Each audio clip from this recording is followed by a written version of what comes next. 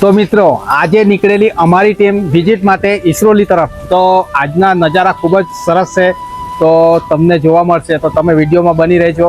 તો આજે મોસમ પણ તમને ખબર છે કે વરસાદનો મોસમ છે, તો એની સાથે સાથે અમે પણ આજે મસ્ત લુપ્ત ઉઠાવતા ખૂબ જ સરસ નજારા કેપ્ચર કર્યા છે। તો વિડીયોમાં જરૂરથી બની રહેજો।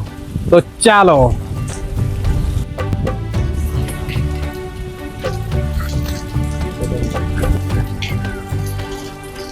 આ છે Isroli dream villa shopping centre. અહીં ખુલી ગઈ છે ન્યૂ શોપ શ્રી સાંઈ નાસ્તા સેન્ટર। તો જલ્દીથી વિઝિટ કરો। અહીં તમને ગરમા ગરમ મળી જવાની છે બટાકા પૂરી, રતાળા પૂરી, ખમણ અને ફરસાણમાં અનેક વસ્તુ। અને અહીં મળી જવાની છે તમને આવતા પવિત્ર તહેવારો માટેની મીઠાઈઓ, જેમ કે પેંડા, બરફી, જલેબી, મોહનથાળ, મોતીચૂરના લાડુ, દરેક પ્રકારની મીઠાઈઓ મળી જવાની છે।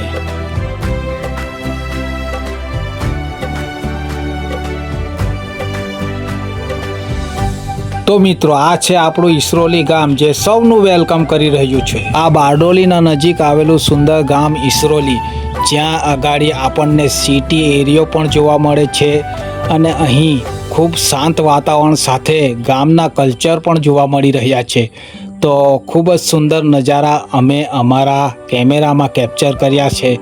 તો મિત્રો અમને મોટિવેશન માટે એક લાઇક અને એક કમેન્ટ અને સબસ્ક્રાઈબ જરૂરથી કરજો, જેથી કરીને અમે તમને આવા મોમેન્ટ બતાવતા રહીશું।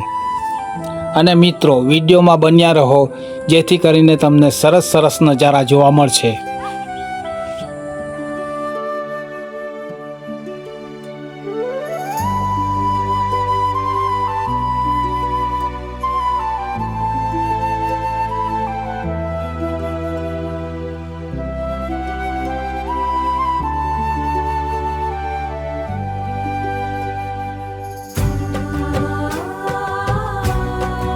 તો મિત્રો આ છે યુકા તરસાડી યુનિવર્સિટી માલીબા કોલેજ। તો મિત્રો અહીં આપણને સામસામા કોલેજ ખૂબ જ સુંદર નજારા જોવા દેખાઈ રહ્યા છે અને આ વ્યૂ જોઈને અમને ખૂબ જ આનંદ થયો। અને તમે જોઈ રહ્યા છો આ એકદમ એક નંબર વ્યૂ છે।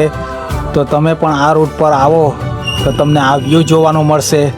યુકા તરસાડી યુનિવર્સિટી માલીબા કોલેજનો સુંદર નજારો।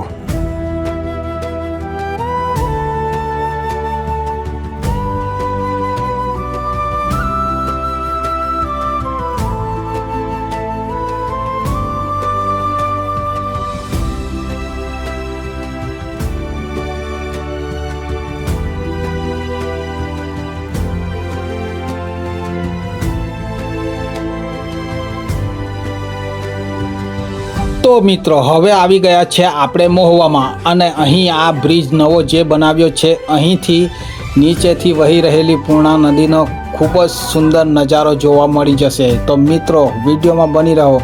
અને અહીંયા સામે દેખાઈ રહ્યું છે એ મંદિર ખૂબ જ સુંદર નજારા સાથે અમે બ્રિજની ઉપરથી નીકળી રહ્યા છે અને અહીંના ખૂબ જ સુંદર નજારા અમે કેમેરામાં કેપ્ચર કર્યા છે। તો મિત્રો તમે પણ આ જગ્યા પર આવો અને વિડીયો અને ફોટોગ્રાફી કરો તો થોડું સાવચેતીથી કરો, કારણ કે અહીં ઘણા સાધનો આવર જાવર કરી રહ્યા છે। તો જે આ બાજુમાં ડિવાઈડર બનાવ્યું છે, અહીં જગ્યા ઘણી છે, તો તમે એની અંદર ઊભા રહીને શૂટિંગ અને ફોટોગ્રાફી કરી શકો છો। તો મિત્રો આ વિડીયો કેવો લાગ્યો કમેન્ટ બોક્સમાં જરૂરથી કહેજો। જય માતાજી, જય સાંઈનાથ।